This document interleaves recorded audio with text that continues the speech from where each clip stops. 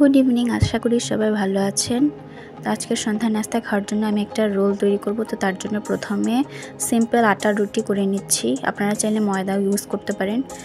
এটাতে কোনো extra ingredients use হয়নি। আমরা যে আটা বা ময়দা রুটি খাই সেই রুটি আমি করে নিচ্ছি, তেল ছাড়া ভেজে নিচ্ছি। তো ভাজা কমপ্লিট। তো আমি এই পর্যায়ে এখন একটা সস তৈরি করব। তো তার জন্য কড়াইতে সামান্য তেল দিয়ে বেশ খানিকটা রসুন কুচি দিয়ে হালকাভাবে ভেজে নিচ্ছি।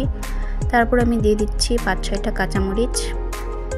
তারপর একটু ভেজে নিয়ে আমি দিয়ে দিচ্ছি একটা টমেটো কুচি। তারপর দিয়ে দিচ্ছি 1 চা চামচ পরিমাণ শুকনো মরিচের গুঁড়া। যারা ঝাল বেশি খান তারা বেশি ইউজ করতে পারেন। তারপর দিয়ে দিচ্ছি টেস্ট অনুযায়ী লবণ। তারপর একটু হালকাভাবে ভেজে নিয়ে আমি দিয়ে দিচ্ছি 1 কাপ পরিমাণ পানি। এতে করে টমেটোটা সফট হবে এবং পেস্ট বানাতে সুবিধা হবে।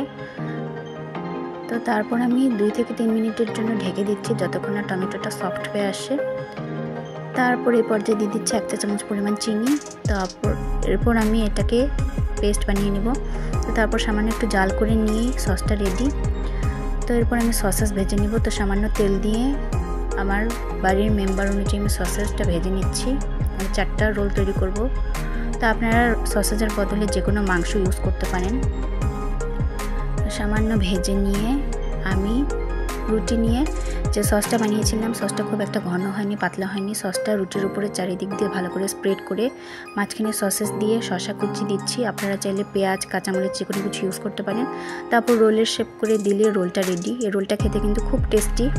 ভালো লাগলে অবশ্যই বানাবেন আর আমার চ্যানেলটা সাবস্ক্রাইব করবেন। ধন্যবাদ।